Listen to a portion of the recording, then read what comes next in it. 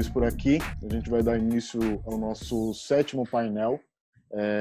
Mais uma vez a gente trazendo duas pessoas para a gente bater um papo, o Pisa, que é da nossa operação da Driven, e o Thiago do Link API. Obrigado por vocês estarem acompanhando a gente até agora. Obrigado, Pisa. Obrigado, Thiago. Queria que vocês se apresentassem e aí, a partir daí, a gente começa o nosso bate-papo. Obrigado, Zé. Me apresentar, então, sou o Ricardo Pisa, sou Head de Operações da Driven. Vim aqui bater um papo com vocês, tenho mais de 15 anos de experiência em e-commerce, já atuei em marketplace, já atuei em grandes operações como Submarino e Magazine Luiza. A gente já subiu, acho que mais de umas 10 operações aqui na Driven, de vários grandes clientes, então estou aqui para poder colaborar. Obrigado pelo espaço. Bom, eu sou o Thiago Lima, sou fundador e CEO do Link API. O Link API é um acelerador da transformação digital das grandes empresas e a gente faz isso basicamente com gestão de APIs e desenvolvimento de integrações, né? Hoje a gente está presente em 14 países e a gente tem clientes como Colgate, Samsung, iFood, Creditas, etc.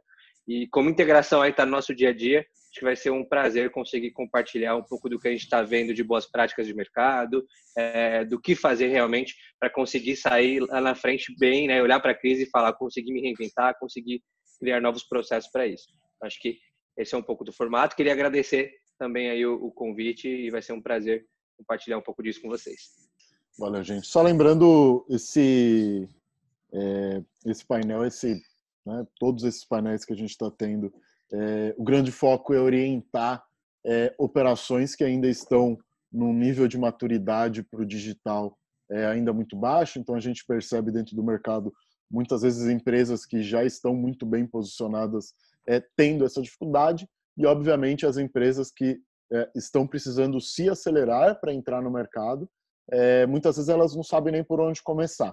E quando a gente pensou nesse painel, a gente olhou principalmente para aquelas empresas que, por não ter um conhecimento, não estar tão bem preparada para a transformação digital, elas não têm ponto de início para pensar em processos integrados, em ferramentas integradas, não sabem nem por onde começar. Então, eu queria começar com vocês num ponto que eu acredito que seja o ponto de partida, que é qual que é a necessidade de ter os processos integrados. E aí, queria que vocês discutissem, abrissem um pouco para a gente, no ponto de vista de vocês, pela experiência de vocês pessoalmente, ou dentro das companhias que vocês já atuaram e atuam, a real necessidade de ter esses processos integrados. Bom, eu vejo, tanto na crise ou fora da crise, a integração ela sempre seguindo dois propósitos muito claros, principalmente no varejo, né? Só existem, acho que, duas coisas que estão conseguindo se dar bem em termos de ferramentas que estão sendo vendidas para o mercado, né? Ou você cria mais eficiência operacional ou você aumenta as vendas. A integração nada mais é do que o encaixe disso, né? Então você consegue usar a integração para você, de repente, habilitar um novo canal de venda, ou você também consegue utilizar uma integração para tornar a sua empresa mais eficiente, né? E quando a gente fala de eficiência, é basicamente fazer mais com menos. E a transformação digital, ela está muito dentro disso, né? Você conseguir ter processos melhores, usar ferramentas mais digitais, e a integração, obviamente, ela tem que funcionar, senão os processos não funcionam. Então, eu vejo essa necessidade de integração hoje, nesses propósitos específicos aí de aumentar vendas ou trazer eficiência operacional. Eu vejo que a necessidade até vai além, tá? Eu acho que ela tem um aspecto muito forte, que é a questão de você conseguir manter uma operação financeiramente saudável. Então, a integração ela consegue dar esse tipo de aval. Então, você consegue entender se todos os pedidos que você está recebendo, se eles estão sendo entregues no prazo ou não, se eles estão integrados nos sistemas. Então, essa integração ela é quase que o coração do dia a dia, né? Então, assim, se você não tem essa integração, automaticamente o que está acontecendo no front, né, o que está acontecendo no seu site, não está refletindo na sua logística, por exemplo, ou o que está acontecendo na sua logística não está conseguindo ir para a transportadora porque ele tem mais uma perninha de integração. Então, isso para mim acho que são os pontos importantes. Você também tem várias ferramentas que você consegue monitorar pela integração. Então, você consegue ter, por exemplo, entender aonde você está subutilizando alguma coisa. Então, você poderia ter um espaço ainda maior, talvez, para poder utilizar e não está utilizando. Então, também tem isso. Você também consegue ter uma mensuração e um resultado também através do tempo. Então, você pode ter um tempo muito alto, então você está gastando muito tempo num determinado processo, e através da integração você consegue agilizar isso. Então, você tem um ganho de eficiência, que aí é muito bom ponto. Acho que a eficiência ela tem a ver com a questão de tempo também, não é só rentabilidade. E a questão também de risco para o negócio. Então, uma integração que ela não funciona, em algum pedaço da sua operação, ela oferece um risco, porque se você vende alguma coisa no e-commerce e não entrega, você também pode sofrer um prejuízo daí. Então, essa integração, para mim, ela tem esses 3 pilares, né, que é tempo, aspectos financeiros e o risco para o negócio que você consegue mitigar através do monitoramento. Você, Pisa, você teve... eu sei que você, dentro do nosso time da Driven, você é uma das pessoas que tem mais experiência em operações. O que mais de bizarro você viu acontecer? Não precisa abrir, obviamente não precisa abrir quem em que empresa que era, mas o que mais de bizarro você viu acontecer por não ter um processo integrado, por você perder os dados, perder as informações por conta de uma integração mal feita ou não feita? Tem vários, né? Assim, tem coisas no mercado, por exemplo, grandes empresas que compram as empresas que fazem essas integrações, inclusive de concorrentes, e aí é um momento bizarro porque você vê o mercado inteiro saindo de uma solução que está operando redonda e migrando porque ela não quer dar os dados dela para a empresa concorrente. Então, isso já aconteceu com alguns sistemas do ecossistema, então a gente nem precisa citar um.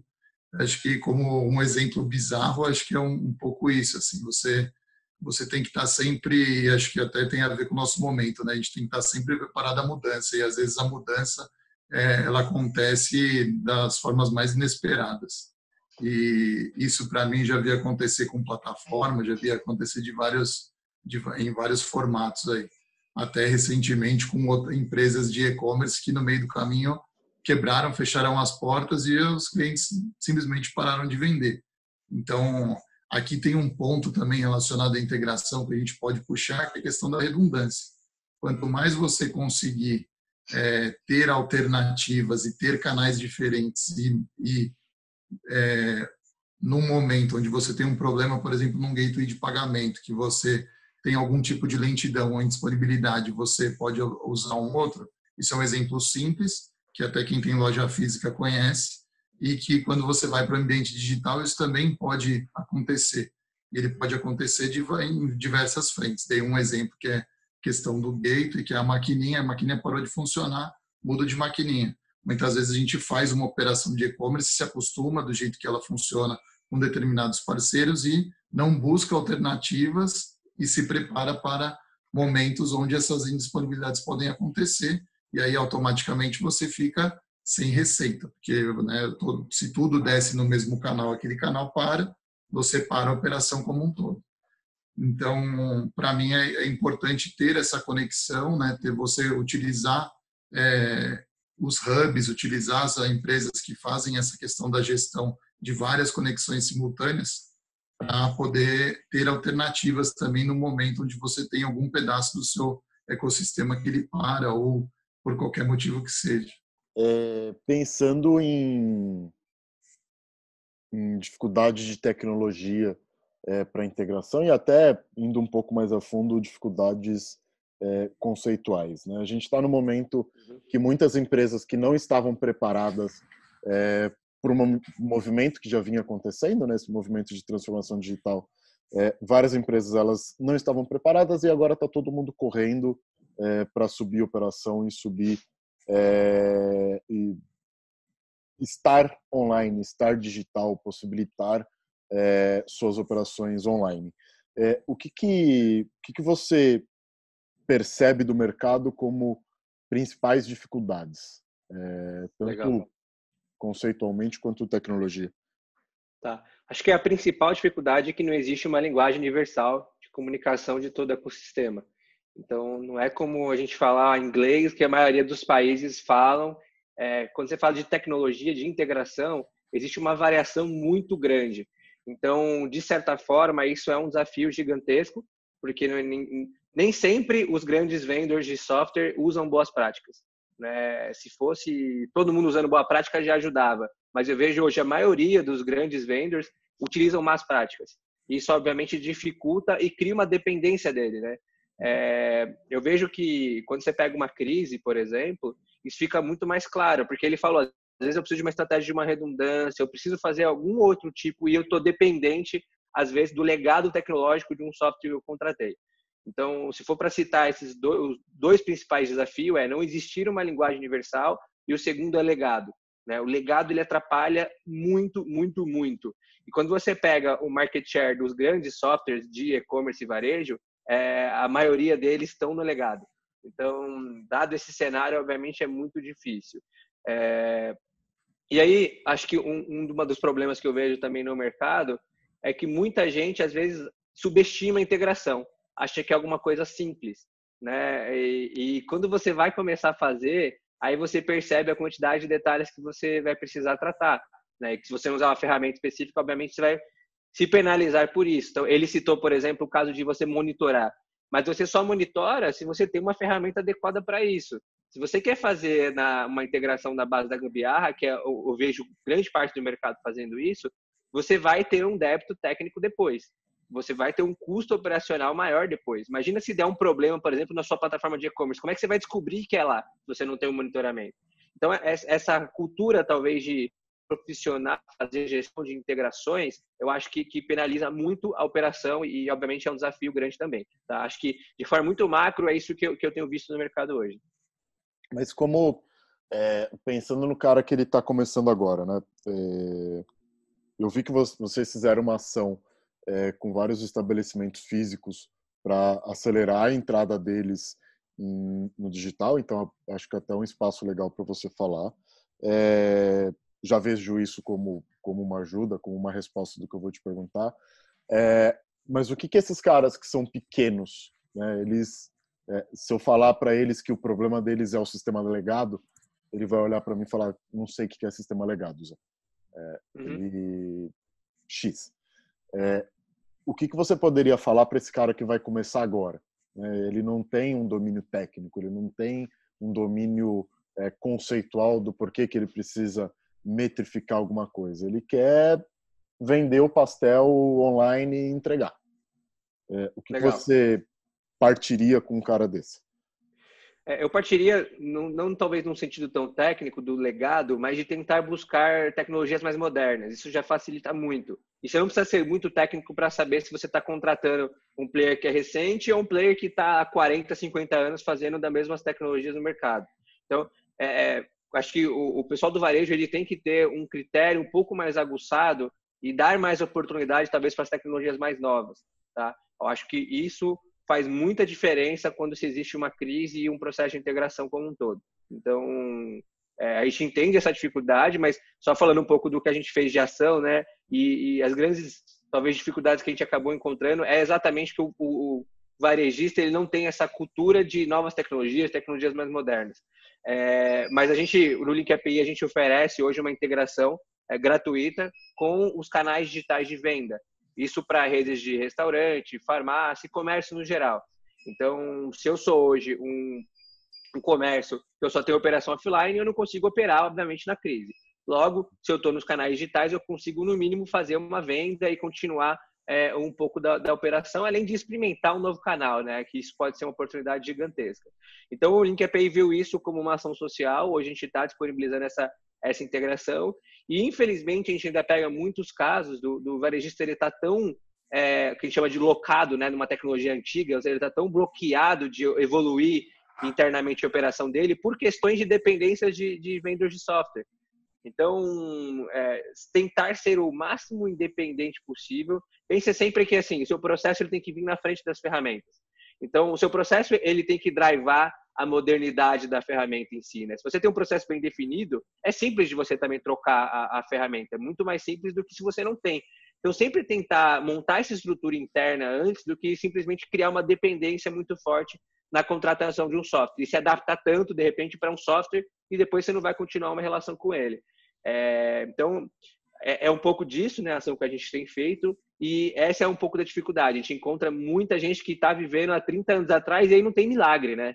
Não tem como você integrar. A gente vai ter que pedir para ele gerar um arquivo manualmente, você vai ter que fazer alguns procedimentos que não são boas práticas. Eu passei por um processo bem parecido com isso, com um varejista de mais de 50 anos, com diversas lojas, né, na própria Driven. E basicamente a experiência foi jogar todo esse conteúdo dele para um barramento, para um middleware, que conceitualmente é você expor todo o que é informação que ele tinha dentro de casa durante no sistema legado, ou seja, no sistema antigo dele, eu passo essa informação para dentro de um segundo sistema. Esse segundo sistema é o hub, ele é o middleware, ele é o canal no qual eu vou gerar novos repositórios e a partir dele, com novas tecnologias, eu consigo fazer essa tradução. A gente está falando, né? Eu consigo fazer essa transição entre o que existia antes e o que é o mais moderno no mercado, as novas tecnologias. E hoje a gente vive um momento onde tudo é muito novo. As pessoas, inclusive, que trabalham muito fortemente com, por exemplo, marketing de performance, elas são mais novas justamente porque são as pessoas que primeiro adotaram a tecnologia e estavam aptas e disponíveis para poder aprender. Na curva de aprendizado delas, aquilo fez todo sentido. É quase uma lacuna de mercado. Então, por isso que você tem toda uma geração nova que tem um domínio absoluto sobre isso. Mas como você faz isso com uma empresa de 50 anos, que tem 50 anos de dados, 50 anos de sistemas, que muitas vezes dentro desses varejistas, inclusive, são sistemas próprios. Sistemas que nunca conversaram com o mundo lá fora. Então, aqui eu quero fazer um parênteses para poder tratar dois públicos. Eu acho que a gente tem um primeiro público que é o grande varejista, que é muito disso que a gente está comentando aqui, onde eu estou tentando trazer um case para elucidar que, sim, é possível você manter os seus sistemas legados que sustentam o seu negócio e que você demorou anos, às vezes, para, inclusive, ter regras de negócio super complexas lá dentro. A gente já trabalhou com distribuidoras que têm regras de precificação super complexas, tabelas de preço, promoção, diversificado por área, enfim, muito complexo mesmo o sistema, muito mais do que uma precificação até que a gente está acostumado dentro do e-commerce promocional, simplesmente. E é possível manter tudo isso, trazer isso para dentro de um middleware, trazer isso para dentro de um outro sistema, para poder fazer essa transição e essa oxigenação, essa atualização, sem perder nada no meio do processo. Então, você tem muito a ganhar. E isso acelera muito o processo, porque o que acontece na prática, e eu já vi isso acontecer em outras empresas, a pessoa fica tentando, quase que ele não faz uma tradução, ele quer sair de um sistema e entrar no outro. E aí, só para ele conseguir trazer esse conjunto de regras e fazer essa transição, ele já demora, projeto de mais de ano. Então, vai muito esforço, vai muito dar problema, porque tudo isso não estava preparado. Os sistemas, ele faz qualquer coisa, mas alguém tem que programar. É por isso que as empresas que fazem implantação hoje e os técnicos de engenheiro de software e desenvolvedor, você quase não acha para contratar no mercado, porque é super escasso, porque todo mundo está passando por esse processo de digitalização. Parênteses feito, esse é o caminho para mim do grande. No cara pequeno, eu acho que a gente precisa instruí-lo a ter alguns baby steps aí no meio do caminho. Acho que trazer tecnologias mais novas para dentro do negócio faz sentido, com certeza.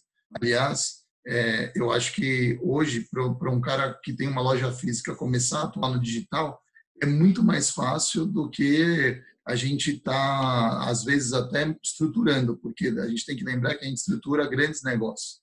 Né? A gente pega empresas que têm lá 50 anos e faz esse processo de digitalização dela com todo o empenho, equipe, estrutura, enfim, uma série de coisas. Para o pequeno negócio, basicamente o que ele precisa fazer é oferecer, o primeiro passo é oferecer o produto digital.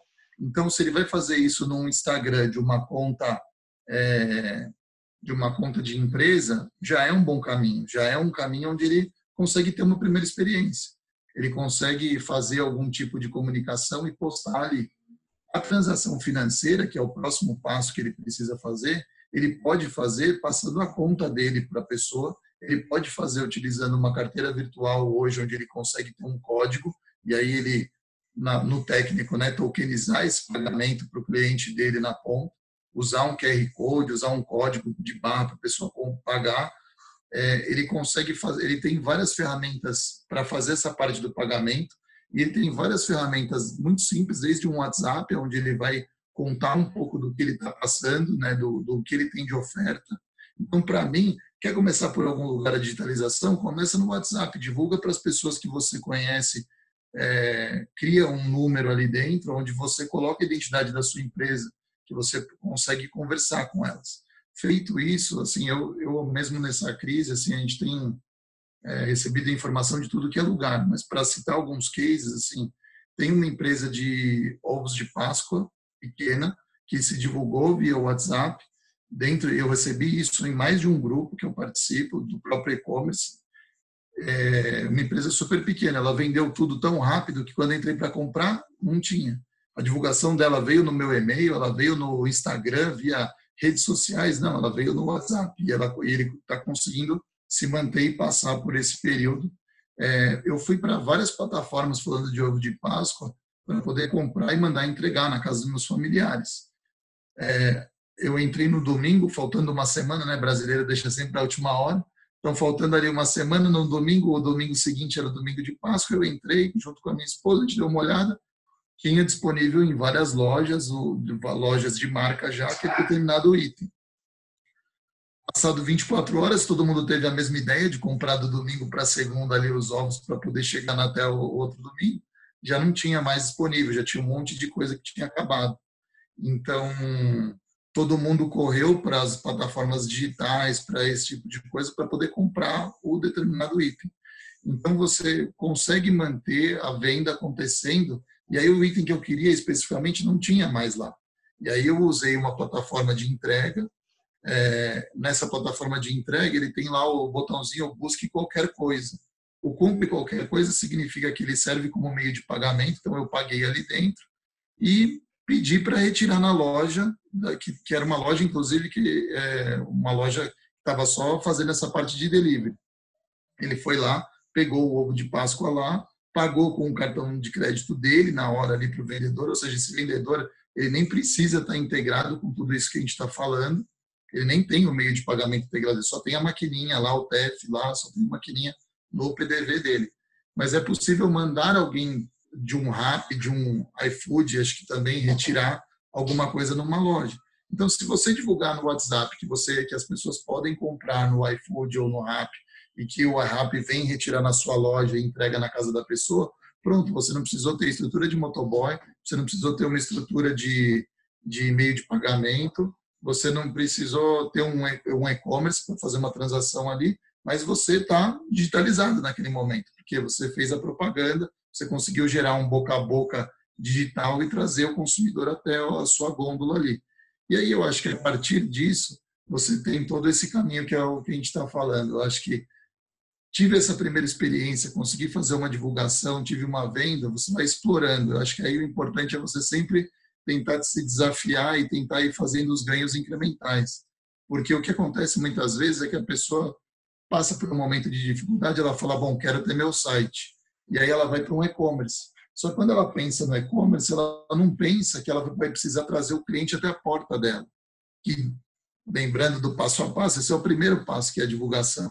Então, quanto mais ela conseguir fazer uma divulgação, por menor que seja, mas que ela seja eficiente dentro da comunidade, e é muito mais fácil você vender para as pessoas que já são seus clientes, no meio do processo que a gente tem passado, eu tenho inclusive sido abordado pelo próprio WhatsApp por coisas como uma pessoa que prestava uma determinada terapia presencial, ela me abordou para poder fazer a venda de produtos de alimentação e etc. Talvez não sejam nem dela, não é ela, mas ela está sendo comissionada por essa venda que ela está gerando para a rede de relacionamento dela. Então, isso também é um ponto importante, você aproveitar as pessoas da sua família, do seu trabalho, para você divulgar essa iniciativa que você está tendo, apoiada em produtos próprios ou não, para poder fazer essa divulgação, e a divulgação existindo, você começa a se tornar conhecido, as pessoas elas precisam daí sim de um site. Eu quero ter um site, como é que eu faço uma iniciativa simples? Você tem uma ferramentinha que é super simples do Google, ela vai conseguir te amarrar, né? Vai conseguir te mostrar dentro da plataforma, chama Google Meu Negócio. Através do Google Meu Negócio, você consegue divulgar qual é o seu negócio, colocar uma imagem lá, colocar o seu logo. É muito simples de fazer essa interação. Você pode fazer isso tanto via app quanto dentro do site desktop. E você já consegue ter uma cara online para as pessoas que te indicaram, falar, entra lá no site www, e aí você configura esse site www mínimo já dentro do próprio Google. Então você não precisa contratar uma hospedagem, não precisa fazer nada disso. Ele fala do seu endereço.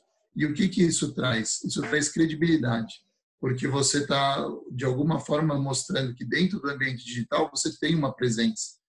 Se fosse só uma mensagem do WhatsApp, as pessoas ficam com medo, pode ser fake. Então, quando você dá um pouco mais de informação no ambiente digital, pode ser num site que faz a venda super elaborado, mas também pode ser numa coisa super simples que simplesmente atesta que você existe, que aquilo lá é uma empresa, ela existe no ambiente digital, e fica muito mais fácil das pessoas, inclusive, compartilharem o seu link, a sua oferta, que você começou lá atrás no WhatsApp, e aí você vai galgando os passos para poder seguir e aí entrar nesse ambiente que a gente está falando. Quando a gente está falando aqui de integrador, ele é um ambiente super completo. Ao mesmo tempo, para o cara que está começando, acho que é um outro ponto que me lembrei aqui, tem várias empresas que elas te ajudam a pegar o seu produto e divulgar ele no ambiente dos marketplaces de uma forma meio one-stop. Então, você cadastra os seus itens lá, o seu e-commerce lá, e ele já tem todos os contratos com os marketplaces. É um jeito super facilitado de você tentar atingir também um público e conseguir essa divulgação que você, de outra forma, fica sempre muito difícil. Você vai gastar muito dinheiro só fazendo link patrocinado. Para você aparecer no ambiente digital, como tem uma concorrência muito grande, é muito difícil. A primeira página do Google, ela tem lá, sei lá, 30 no máximo caras, sendo que os primeiros 4, 5 já são pessoas que estão pagando para estar ali, que não é o tráfego orgânico. Então, você imagina nesse ambiente onde todo mundo está tentando migrar para alguma iniciativa digital, você precisa dar essa vazão, você precisa que as pessoas conheçam esse tipo de iniciativa para elas começarem a dar os primeiros passos. Eu queria só complementar, acho que em termos de digitalização, normalmente existem 3 etapas que ele citou, inclusive, mas acho que macro fica um pouco mais fácil de entender. Então, a primeira é a digitalização. E aí, obviamente, o simples da digitalização já funciona muito bem, como os exemplos que ele deu. O segundo é metrificar e o terceiro é otimizar. Gosto muito desses 3 passos, né, que, de certa forma, conseguem aplicar a transformação digital e que é simples, muito simples de entender, e basicamente todos os exemplos que você citou tinham um pouco disso, né? Então, buscar ferramentas mais simples, mas que digitalizam um processo que é físico, depois você vai lá, coleta métrica, começa a entender exatamente como é que está a operação, e por último você começa a otimizar de forma cíclica, né? Então, acho que esse é um ponto importante e que funciona tanto para o grande quanto para o pequeno, né? A gente, no nosso primeiro papo, a gente abordou como começar a vender na internet, né? Então, pensando de uma forma um pouco mais simplista, obviamente a gente tem os passos, né, desde você fazer uma lista de transmissão no seu WhatsApp e usar qualquer tipo de wallet, qualquer tipo de carteira virtual, ou link, por exemplo, de um Mercado Pago ou qualquer outra ferramenta que facilite. A utilização dos marketplaces, né, facilita você ser visto por muitas pessoas e facilita esse topão de funil. E aí até o momento que sim, você vai precisar ter um e-commerce, ter um ambiente digital para essa venda. Falando em processos e fluxos de integração, o que eu preciso ter integrado e conectando isso com esses 3 pontos, né? Digitalização, metrificação e otimização. Eu acho que aí vão ter níveis, né, e tamanhos de negócio, mas eu vou dizer o que seria ideal e desejável, na minha visão. Tá? Bom, o primeiro ponto é você conseguir centralizar todas as informações do seu cliente. Então, ter um CRM integrado com um canal digital, integrado com o seu e-commerce, eu acho que é uma coisa bem interessante para você conseguir ter um bom relacionamento aí com a sua base de clientes, depois criar campanhas, enfim. Então, isso pode estar dentro ou de um CRM ou de uma ferramenta de automação de marketing, né? Acho que isso funciona muito bem. Um outro ponto que eu vejo que gera muita eficiência é a integração das questões financeiras. Então, a partir de um pedido de compra de um e-commerce ou de um canal digital, você naturalmente já fazer isso dentro do seu RP, né? Então, o seu RP já tem toda a parte de emissão de nota, toda a parte de back-office automatizada. Eu acho que essas são duas integrações que elas são básicas, simples e que se aplicam a todos os tipos de negócio. Eu acho que tem várias outras, por exemplo, com players de logística, mas aí é um nível um pouco mais avançado. Mas quando você está começando, eu acho que essas duas já são um bom caminho aí para começar. Eu colocaria como um adicional, acho, para quem está começando, a questão também do atendimento. Dependendo do tamanho desse cara que está começando, acho que o atendimento ele precisa pegar todas as informações do CRM, todas as informações que estão acontecendo dentro do e-commerce em relação à transação mesmo, para poder prestar um bom serviço para o consumidor.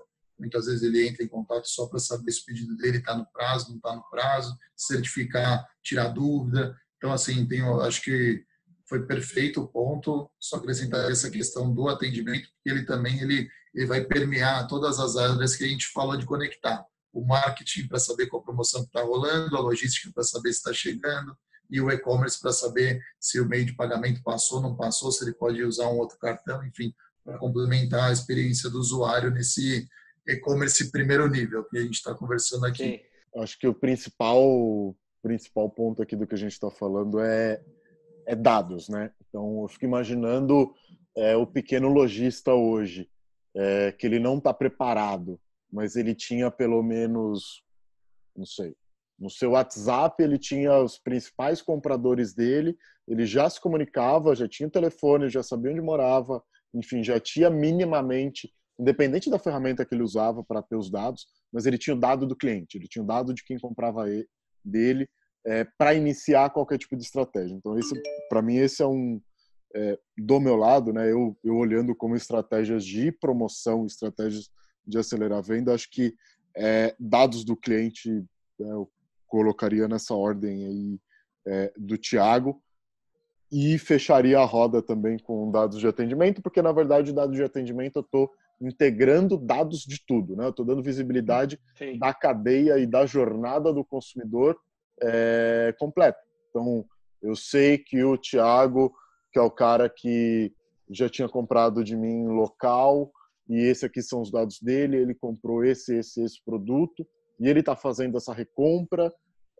Então, de que forma que o atendimento ativo ou não, às vezes ele pode ser acionado de forma passiva para entender como que está a jornada como um todo, de que forma que isso pode ser ativo para retroalimentar toda essa estrutura. E aí, em que momento que vocês acham que esse pequeno varejista ele sai dessa operação praticamente beta, essa operação o mais enxuta possível para começar a escalar? Aí, a minha visão é que o problema pode estar aí, né? Que hora que ele escala? E se ele escala, como que ele mantém organizado esses dados, organizado essas informações? Legal. Acho que na minha visão é muito parecido até com a experiência que eu já passei como gestor, seja no LinkAPI ou em outras empresas. Para escalar, você precisa de processos bem organizados, né? E quando a gente fala de processos bem organizados, a gente está falando do passo a passo, desde que o primeiro contato do seu cliente até esse atendimento. Se você não tiver isso bem mapeado, você vai escalar de maneira desorganizada. Quando eu falo de processo, acho que 2 pontos são importantes, né? Todo processo você tem o input, que é a entrada do dado, e o output, que é o que você espera, de certa forma, em termos de métrica, em termos de coleta, para conseguir otimizar esse processo, né? E dentro desse input e output, você tem o passo a passo da cadeia para você conseguir escalar como um todo. Então, eu acho que é essencial, no momento de escala, ter uma boa estrutura aí de processos. Até no caso do LinkAPI, por exemplo, a gente contratou consultorias externas para fazer isso para a gente. Porque chegou um momento que a gente estava adquirindo tantos clientes que a gente queria fazer de uma maneira mais escalável, queria fazer de uma maneira mais inteligente, né? E a eficiência de capital, ela é algo que todo negócio tem que ter, né? Então, de certa forma, o processo ele suporta essa eficiência de capital e num crescimento, né? Num estágio de crescimento. Então, acho que esse é um pouco da minha visão. Para mim, um ponto principal dessa questão da integração como um todo é a gente falar um pouco da questão do indicador, né? Então, o indicador, a métrica, o KPI, ele é, na verdade, um dado, né, que ele te diz alguma coisa. Então, se você não mensura quantos atendimentos o seu vendedor faz durante um dia, né, quantas vendas você tem durante o dia, você não consegue entender, às vezes, o que é o input, né, e o que é o output disso. Então, se eu estou fazendo uma venda, e para fazer uma venda eu dependo para dentro do meu back-office ali do online, né, vou falar um pouco dessa questão do e-commerce. Imagina que eu comece super pequeno, né, e tenho um quarto na minha casa, tenho 2 quartos na minha casa, são meu estoque. Eu começo a fazer essa operação, começo a vender, me empolgo e beleza, eu faço a venda online, então eu faço uma divulgação 2, 3 vezes na semana, mando para o meu grupo de WhatsApp. Só que o que acontece? Chega um determinado momento que eu preciso pegar os itens do meu estoque, mas eu também preciso repor os itens do meu estoque. E aí, quando eu começo a ter um número de pedidos grande, um volume de chamadas grande, meus 2 quartos, além de eles não comportarem um volume grande, se eu tiver que tirar um item da prateleira e depois repor esse item na prateleira, já é um processo super dificultado, porque você vai precisar de força bruta mesmo. Você precisa de gente colocando o item na prateleira, vendo se aquilo está acabando, pôr um pedido para o fornecedor, esse item chega, eu coloco ele na prateleira de novo. Então, quando você passa de uma marca, vamos dizer, de aproximadamente 60 pedidos dia ali, você tem um volume dessa necessidade logística sua, independente do produto, menor ou maior, você tem esse desgaste de tempo, você precisa não só pegar o item, embalar e entregar para o correio, para a transportadora, onde quer que seja, mas você também precisa repor todos aqueles insumos. E aí você começa a ter esse desafio, inclusive, de eu não consigo mais fazer isso sozinho, eu preciso de uma pessoa para me ajudar a embalar, eu preciso de uma pessoa a me ajudar a pôr o pedido de compra. E aí, quando eu tenho isso dentro de um sistema e eu começo a mensurar, né, voltando à questão do KPI, eu consigo, de acordo com a quantidade, entender se eu estou chegando no meu gargalo ou não. Puta, mas qual é o gargalo? O gargalo é na expedição, ou seja, o correio passa uma vez por dia só aqui, então a Kombi que ele me traz aqui só cabe 200 pedidos, então eu vou chegar num momento que eu vou bater no teto e eu vou precisar que amanhã ele venha com um carro maior ou venha com 2 Kombis me atender, e esse é o gargalo. Então aí eu começo a ficar com o pedido represado de um dia para o outro para entregar, para despachar, e começo a atrasar na minha operação lá na ponta. Ou o gargalo eu não estou conseguindo repor o item rápido o suficiente, porque uma coisa que tem muito interessante, eu sempre falo sobre operação de e-commerce, é quantos produtos você precisa ter efetivamente para poder fazer uma venda no e-commerce e testar aquela venda. Se eu tenho um item lá na prateleira, eu consigo começar minha operação de e-commerce, porque eu coloco esse item para vender e vendo esse item. A partir do momento que eu vendi, beleza, eu vou fazer o quê? Pô, vendi em um dia, vou comprar 3, vou ver se eu vendo 3 em 3 dias. Se você conseguir vender os 3 em 3 dias, beleza, você vai comprar mais 3, vai comprar 6, vai vender em 6 dias. Você começa a trilhar uma curva onde você vai começar a entender se aquilo lá vende 1 no mês ou vende 600 no mês. Em compensação, uma coisa que é muito importante é, se eu tenho 2 no estoque, vendo esses mesmos 2 em, vamos dizer, um dia. Só que eu não controlo o meu estoque, eu não olho o indicador, eu não sei quando que vendeu, porque se eu olho o meu estoque uma vez por mês, na hora que eu olho lá, quantos que eu vendi no mês? 2. Quantos que eu vou repor para o mês que vem? 2. Porque eu não sei que aquilo lá vendeu em um dia. Então, é muito importante você acompanhar os indicadores, porque você vai ver coisas que estão como oportunidade ou coisas que são baita problema. Porque quando a gente fala de estoque parado, é comum a gente olhar produtos que eles têm mais de um ano, demora mais de um ano pela curva normal que aquele item está dentro de um varejista, para ele conseguir se desfazer daquele item, porque ele comprou demais. O fornecedor, no momento que fez a compra, era uma venda casada, então para ele poder comprar o vermelho, que é o que vende para caramba, ele tinha que comprar o produto preto, só que o produto preto não vende, e aí ele vendeu todo o vermelho e ficou com o preto encalhado. Então, o indicador, ele é o cara que ele vai te dar essa noção.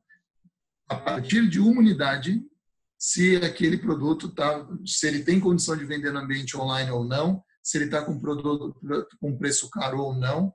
E outra coisa importante, qualquer coisa vende no ambiente digital, a diferença é o preço. Se o preço estiver certo, se o cliente entender que é um preço barato, a pessoa vai conseguir encontrar esse produto junto com você, principalmente se você estiver dentro de lugares com bastante volume de pessoas, e aí estamos falando de Mercado Livre, Magazine Luiza, B2W. Se o produto está lá, as pessoas acham, tem muita gente buscando o tempo inteiro, número, volume, a gente não consegue às vezes nem mensurar a quantidade de pessoas que tem navegando ali. Um exemplo disso, até o Zé comentou, se eu tenho um case, alguma coisa interessante, eu já vi mais de uma vez no e-commerce, às vezes o comprador, a pessoa que compra os produtos para vender no e-commerce, erra o preço na ponta. E quando ele erra o preço, aquilo vende muito mais, inclusive, do que tinha em estoque. Tanto que um dos maiores medos dos compradores, de maneira geral, é ele errar no momento que ele faz a precificação, porque ele erra e todo mundo compra. E se não for uma precificação absolutamente abusiva, ele é obrigado, inclusive, a honrar com aquela venda que ele fez. Então, se é um preço que é possível, é 30% do valor do produto. Se é um produto que, às vezes, tem 30% no mercado, você não pode falar que o cliente ele tinha que saber que aquilo não, mas eu vendi por R$1. Não, R$1 é um preço que realmente um liquidificador, uma batedeira, não é normal ele estar R$1. Então, você até consegue barrar aquela venda e falar, essa venda aqui foi um erro e tal. Você já tem hoje jurisprudência para fazer isso. Mas eu já vi os compradores, por exemplo, fazer promoção de itens de um barbeador, um relógio, um videogame, onde ele errou a precificação e aquele item vendeu para caramba. Inclusive, eu já vi uma situação uma vez onde a pessoa errou, a venda do produto ainda estava aberta, ou seja, ela não estava limitada ao estoque real do item, estava como se a venda estivesse sendo bancada por uma integração com o fornecedor, e aí vendeu tudo que tinha e o que não tinha ele vendeu nessa situação. E aí eu acho que um ponto importante para adicionar nisso tudo é que para você ter o indicador, você precisa fazer uma integração, né? Porque normalmente o indicador ele não está num sistema só. Você vai precisar coletar isso de várias fontes para centralizar isso de algum lugar, senão você vai ter o indicador quebrado, enfim, e sem a precisão que ele deveria. Acho que o ponto importante quando a gente fala de escala são duas coisas, né? Os processos eles vão servir para tornar as coisas mais replicáveis e previsíveis, que é o que ele comentou. Se eu sei essa métrica aqui de quantas pessoas eu preciso para o meu atendimento para essa quantidade de pedidos, se eu aumentar a quantidade de pedidos, o que acontece, né? Então, de certa forma, eu consigo criar uma matemática em cima do meu negócio e, obviamente, consigo crescer mais saudável. Então, acho que esse é o ponto. E ganha visibilidade, né? Você faz consciente, você está naquilo consciente, não é que o negócio está te puxando e você está de uma maneira só reagindo ao problema. Você consegue olhar o que está acontecendo e ter decisões consistentes. Até para se justificar, entender por que você não consegue crescer ou por que você está crescendo tanto também, às vezes. Vocês acham que para o início de uma operação de varejo, quais são os principais indicadores de começo? Queria pensar nesse... O que o cara ele vai olhar logo de cara? Ele precisa olhar. Ele precisa olhar o que ele está vendendo, né? O que está chegando de pedido, porque, de fato, se ele vender mais do que ele tem dentro do e-commerce, ele vai ter um problema grande, né? Vender e não entregar dentro do e-commerce não deveria existir, conceitualmente. Então, você só pode vender o que você efetivamente tem de estoque. Então, para mim, o controle de estoque é onde você começa uma operação de e-commerce qualquer, e até a dificuldade, é o motivo pelo qual o próprio varejo físico demorou tanto para poder entrar nessa lógica, porque a dúvida sempre era, beleza, se eu colocar um produto aqui dessa loja de material de construção para vender online, divulgar ele, e acabar o meu produto que ele não está integrado, ele não tem essa integração, ele está na gôndola, o que acontece? Eu fiz uma venda que não tinha estoque, ou seja, eu menti para o consumidor. E você não pode mentir para o consumidor de forma alguma. Então, o que acontece hoje é que você faz um pedido numa plataforma, ele gera um pedido, mas que não é uma venda, ele não transacionou no seu cartão de crédito ainda, aquilo está pendente, e aí ele vai até a gôndola, olha se o produto está lá, fala, beleza, está aqui. No momento que eles, tecnicamente, hoje a pessoa que escolhe os produtos no mercado chama o runner, né? O cara que corre até a gôndola, pega aquele produto, separa e fecha o pedido para você. Então, o runner hoje ele é o cara que é o controle de estoque, é o cara que consegue pegar esse produto na mão, mas ele só transaciona no momento que ele realmente tem aquele pedido. As plataformas de e-commerce, quase todas, têm um período pequeno, curto de tempo, entre a hora que o pedido desce, o cliente passou o cartão de crédito dele, e o momento que aquilo efetivamente é faturado. Tem, inclusive, plataformas que pegam o pedido nesse intervalo para poder fazer isso que a gente está falando aqui. Né? Então, você tem uma aprovação do período curto, você vai lá, checa se tem o estoque, faz o double check, reserva isso e libera a transação para seguir o fluxo.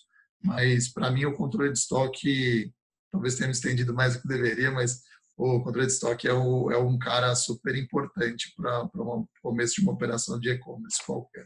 Eu adicionaria 3 métricas que eu gosto em qualquer tipo de negócio, que é CAC, né, custo de aquisição. Acho que é importantíssimo você saber quanto você está gastando para adquirir um cliente. Isso já vai dizer o quanto seu negócio é saudável ou não. Ticket médio também eu acho importante, porque isso vai te dar uma previsibilidade, de repente, em termos de crescimento, de receita, e lifetime value, e que aí, basicamente, a gente pode calcular a partir de esse cliente que comprou uma vez, ele volta para comprar outras vezes, o que eu faço para fidelizar ele? Né? Então, essas 3 métricas, elas me dizem exatamente como é que está a saúde do meu negócio, independente do tamanho dele. Né? Porque não adianta, às vezes, você ter um custo de aquisição muito alto, e aquele cliente ele faz uma compra, o que ele fez de compra nem paga o custo de aquisição dele. Já está começando com uma peneira furada, dependendo do tamanho de negócio que você tem.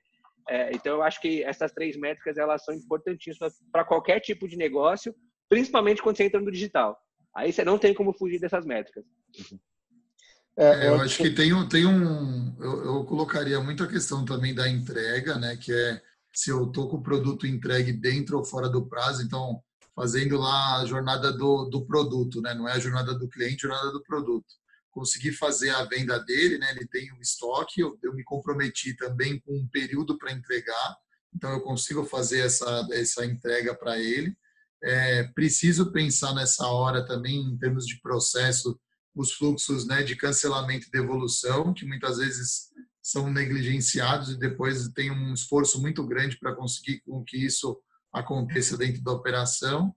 E aí, por último, uma métrica simples realmente do atendimento. Para mim, o atendimento ele é o cara que você consegue ter o parâmetro final da sua operação, se ela está saudável ou não, se ela está andando bem ou não. E, normalmente, os problemas que você não conseguiu detectar ao longo do seu processo de compra, das suas métricas, eles aparecem no atendimento.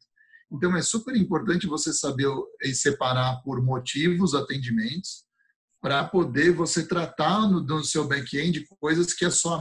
o produto estava sendo entregue no prazo, inclusive estava entregando antes, fantástico. Tinha o produto no estoque, o produto foi entregue, o produto chegou quebrado. Opa, gente, isso aí não tem uma métrica dentro do seu sistema que consegue validar isso. Mas em compensação do atendimento... Exato, caixa amassada, se o produto chegou quebrado, se de 3 produtos, um veio quebrado, e aí o cara fica com preguiça de devolver.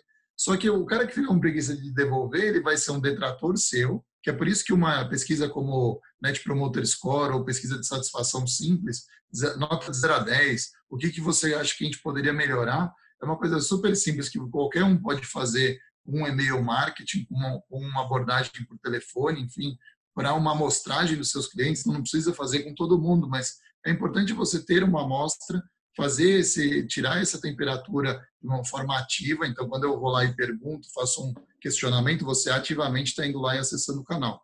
de uma maneira passiva, você tem informação dentro do seu atendimento.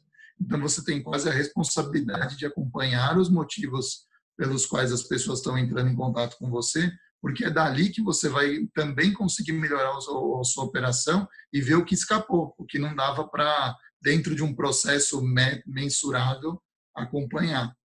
Eu fiz juntei um pouco da visão da operação